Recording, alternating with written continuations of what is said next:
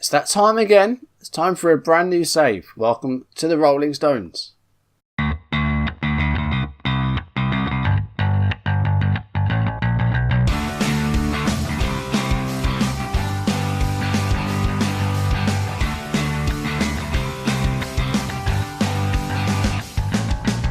Welcome back to the Force 9 YouTube channel and welcome to a brand new Football Manager 2018 series on the channel. And as you've seen, we are going to be managing Maidstone United in the National League. Now, I did already start up a database, but I screwed up and I didn't actually start it at the start of the season. I started it, well, after Preseason or midway through Preseason. So I'm going to do the database all over again, and I'm just going to show you what sort of leagues I load for this and what I actually pick. So we're going to do that. Then we'll get into actually seeing the team, meetings, a little bit about Maidstone United, the first Maidstone United and the second one. Look at the squad if we have time, and then I think next episode we'll just try and get into the actual season and try and get some league games on the red belt, or non-league games in this case, but some conference games. I'm not going to load every single league, every single nation, but I'm going to do the home nations: England, Northern Ireland, Scotland, Wales and the Republic of Ireland, of course.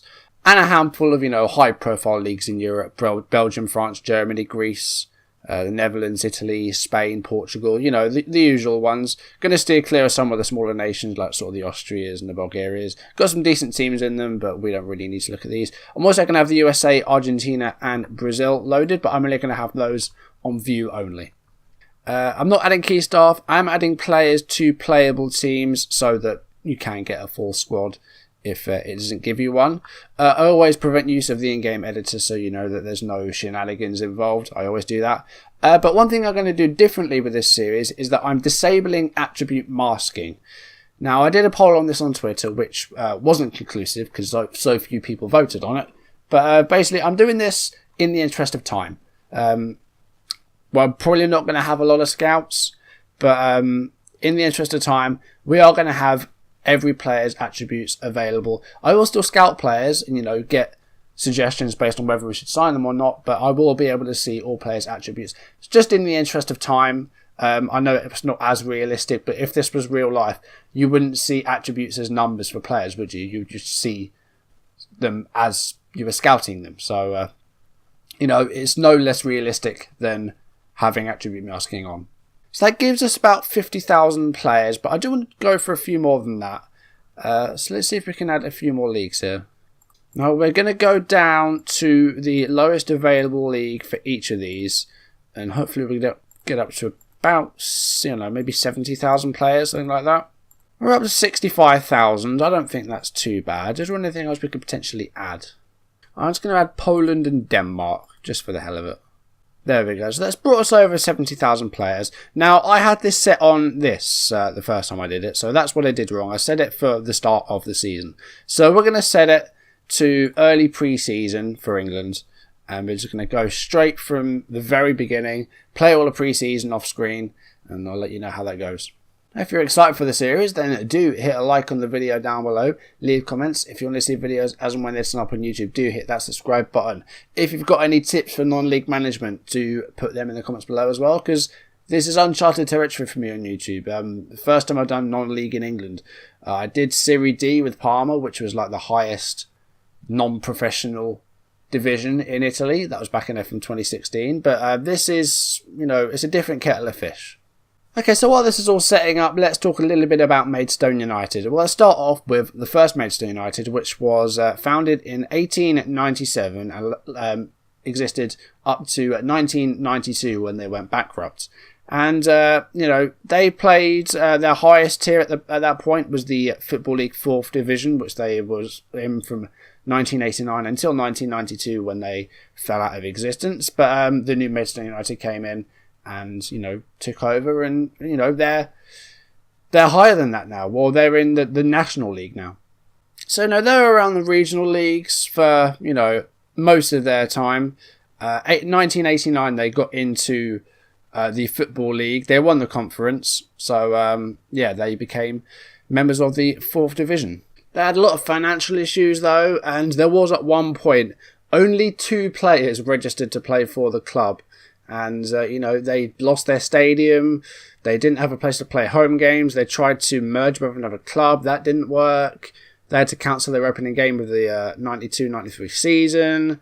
And then in August, they did resign from the league, went into liquidation. And, it didn't work out for them at all. So the void was filled by a new Maidstone United, which at the time was called Maidstone Invicta. And it was built around the old Maidstone United's youth team.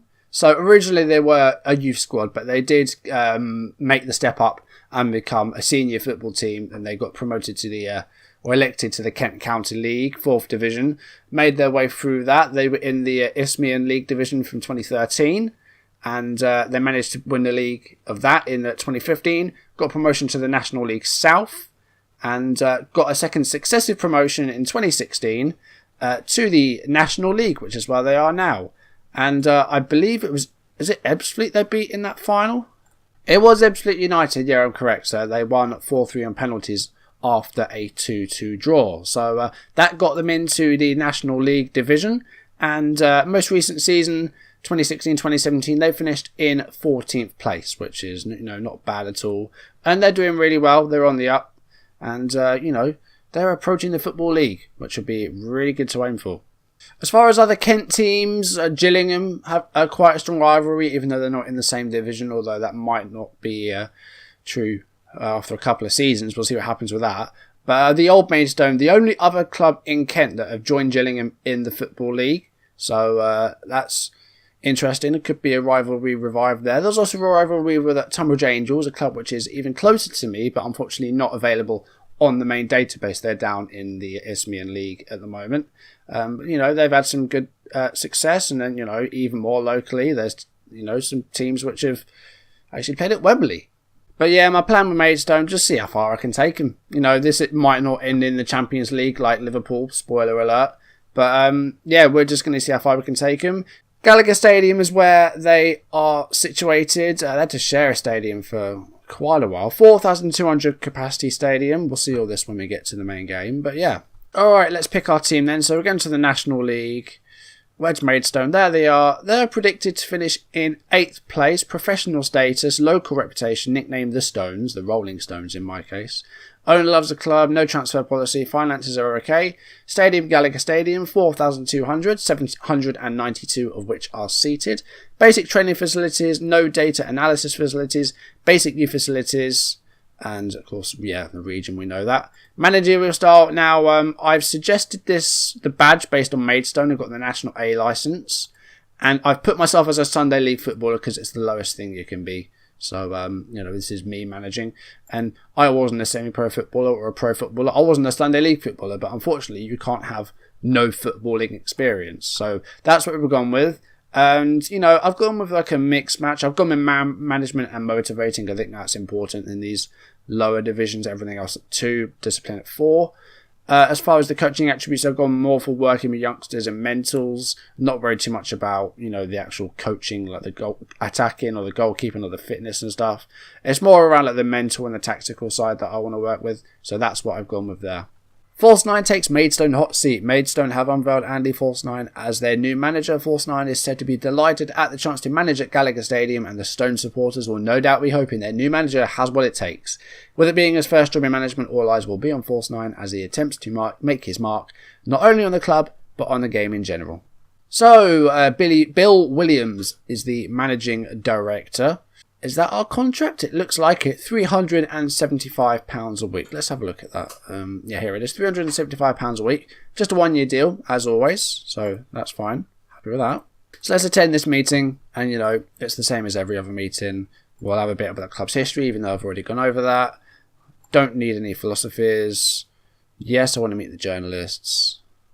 Of course you want to meet the journalists. Maidstone actually is celebrating their 25th anniversary, having been founded in 1992. Do the maths. Transfers update. I'll go through the squad another time, but we're not worried about that now. Injury update. A couple of injuries again. I'll look at those at a later time. Responsibilities. I've got everything except for handling the opposition instructions.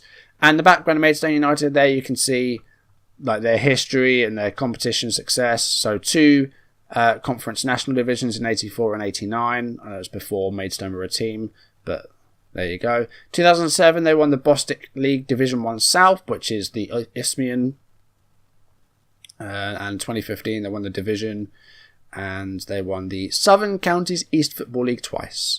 Fierce rivals, Gillingham, I already mentioned. Also Dover, who are also in the Vanarama National, so that's interesting. Fairly basic junior coaching, basic youth recruitment, that's fine. Okay, so expectations for the board. Now, I said that our media prediction was 8th place. Let's have a look at that. Season preview. We're predicted finishing 8th place, 20-1 to win the league. Ebbsfleet just ahead of us. Of course, they just got promoted this season after Maidstone did, winning their playoff. I don't know who they beat. It might have been Grays or someone like that. The other promoted sides, you've got Files, Halifax and Maidenhead. Only 2 teams get promoted, so it's going to be very hard to get promotion in this first season because it'll only be the league winner and whoever wins the playoff, and that's it. So only 2 go up. Leighton Orient and the Hartlepool coming down from the top from the League 2, of course. But 8th place is decent. I think, top half in this first season would be ideal. If we can reach a playoff, fantastic. But I think top half, we don't want to get sacked early on, so we'll just stick with that. Expected to reach the first round proper in the FA Cup. Maidstone have had a couple of decent cup runs in their time. They got through to the second round of the FA Cup in 2015. They lost to Wrexham after knocking out Stevenage. And the following season, they got to the first round again. And they lost to Yeovil Town. So, they've been in the first round proper a couple of times and they got to round 2. So if we can get to the main stage of the FA Cup, that would be good. As far as the FA Trophy goes, I've never been in this competition. 3rd round, yeah, fine. So we're going to go with the lowest expectations. Does the budget change at all? Not a great deal. So I think we'll just leave that as the lowest we can. Squad dynamics. So we have one team leader in Lee Morgan. Again, we'll look at the squads in detail soon. Let's just introduce ourselves. We can make the top half. They're happy with that, so that's fine. But again, we'll look at the squad in detail. Alright, so there's our squad report. Again, we'll look at that in detail. So let's have a look at what's going to be happening pre-season then. So we've got a little friendly with the under-23s of Sheffield Wednesday. Interesting. I've got a home friendly against Falkirk and then 3 away games. One against Faversham, who look like they're a feeder club, who are down in Tier 8. Bearsted, who are in Southern Counties East Football League. And Chatham, who are also in Tier 8. So a couple of friendlies against lower league teams then. Could try and organise like 1 or 2 more and try and get like a higher tier opposition, try and draw in some money. That could be handy. First league game or first national league game, it's non-league. That gets confusing. It's league, but it's non-league. That makes sense. So first National League game is a home game against Maidenhead. And Dover are in this division, I believe, aren't they? Yes, they are. Where are Dover? Interestingly, Dover will play on Boxing Day and then again on New Year's Day. That's interesting. So they're kind of a rival of ours, so that should be quite interesting to do. Towards the end, we end with Halifax at home, and before that, Fylde and Chester. Ebbsfleet, one of the Ebbsfleet games, because they might be interesting to do. One's on December 2nd. The other one... Where's the other Ebbsfleet game? Oh, there it is. Only the second game. So that we'll probably miss out on, but I think we'll try and do the return fixture, because, they came up the season after us and, they're looking to push up the table and get a good finish as well. So let's look at the club homepage, and you can see the progress that they've made over the last few years. They've got 3 promotions in 4 years, and they're just finished in 14th. So, they're making really good progress, and, that's really good. Got the kits for them, which is fine. I didn't need to add those. They're in there anyway.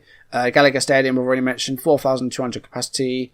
Other rivals, so Tunbridge, as I mentioned. Dartford, also local. Sittingbourne, Margate and Ramsgate, but they're all in the lower divisions. Average ticket price £15, season ticket price £315. We've got 1,100 season ticket holders. Couple of club legends, the Bill Williams, the managing director, Terry Casey, the chairman, Chris Smalling, former Maidstone United player, of course, playing his trade at Manchester United now. Interesting to see him there. Roy Hodgson, also a former Maidstone United player, also played for Tunbridge Angels in this time. So a couple of recognisable faces amongst the club icons. Hopefully we can add ourselves to that list before the end of the series, we'll give it a go. Club finances look decent. You know, we're in the black, £360,000 balance. We've got a transfer budget of £10,000. We've got a wage budget of 18,700-ish.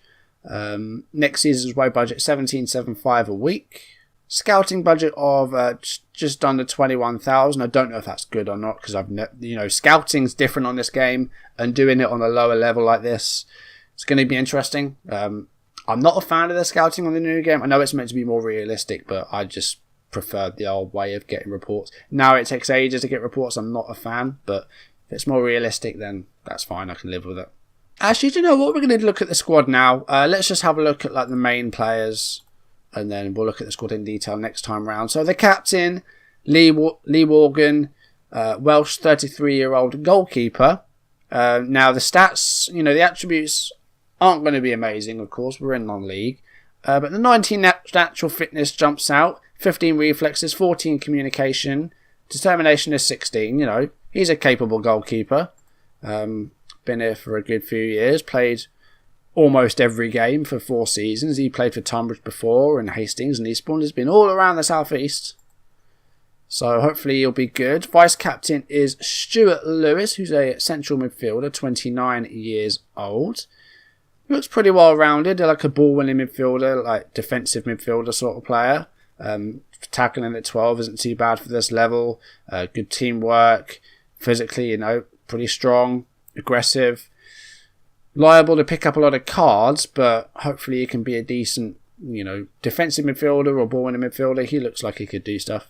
Our key player is Zavon Hines, who was a youngster at West Ham quite a while ago. Played in his teens for West Ham United, and not really had a lot of senior appearances for the past few years, not since his first season with Dagenham and Redbridge. Since then he's really struggled to get into a first team, but hopefully here at Maidstone he'll do well. Pace at 14 and acceleration 14, 16 flares good. Technicals could be better, they're not awful, but maybe getting some of those into the teens would be better. But 4-star current ability, 4.5-star rather, 4.5-star potential is not too bad at all. He's a right winger as well, so maybe incorporating wingers into this tactic isn't a bad idea. But I've got no clue what our depth's like and what sort of defenders we have, so no idea what sort of formation I'm going to play yet. Hot prospect is Harley Willard, 19-year-old left winger. Got the 5-star potential. Current ability at the moment is 2.5-star. He's come along okay. Pace at 12 is alright. Stamina's 13. Decent long shots. Again, everything else it's coming along okay. So we'll definitely keep tabs on this guy. There was a couple of loan players about. Alex Finney is one of them. A defensive centre-back on loan from Queen's Park Rangers. Looks alright, 14 tackling. 14 heading rather, 12 tackling, 11 markings, not terrible. Jumping reach, physically he's really good actually, so I think he'll definitely be one of our starting centre-backs. How long is he on loan for? He's here for the season, so that's good. We've got a good centre-back for the season. Darren Cooper's away on loan at Sheppey. Yeah, there's no need for him to be here. He's just never going to play. Looking at the squads as a whole, actually, it's pretty decent. We've got a good half a dozen players here that have, quite a good star rating. That doesn't tell the whole story. The rest of them, we've got a good sort of, as far as age distribution, it's not too bad at all. We've got some youngsters, we've got some in their 30s, it's spread quite evenly, so I'm happy with that. As far as ability, it's really not that bad. We've got some 4-star players and some 3.5-star players. I think from Stuart Lewis downwards, these guys, they're fine for now, but over the next sort of couple of seasons, I think they will need replacing with some better players. Potential-wise, again, it's looking decent. We've got a good 7 or 8 players that, are going to be probably the staple of this team for the next couple of years. Anyone decent in the under-23s? No. What about the under-18s? Again, no. So, the youth teams need a bit of work. Hopefully the youth intakes will be nice to us. But, these guys, don't think we're going to be seeing a lot of them anytime soon, or at all even. As far as squad size, how many have we got? 23 people, which I think is plenty. You need quite a small squad in these low divisions. You need some versatile players. So I think the squad size is pretty much spot on. We'll have a look at some of the other players in more detail next episode, but for now, I think I'm going to leave it there. Just a short one today, just to introduce you to the series. So hopefully you will enjoy it. It's going to be interesting for me, bit of uncharted territory for me. You know, it was the first time doing a non-league team on YouTube. I did them in my own time a while ago, but this is the first time I'm doing a non-league side on YouTube, so it should be interesting. Anyway, that's going to do it for today. If you have enjoyed the video, make sure you drop a like down below, leave comments. If you want to see videos as and when they're turning up on YouTube, do hit that subscribe button. But for now, thank you for watching. I will see you soon. Goodbye.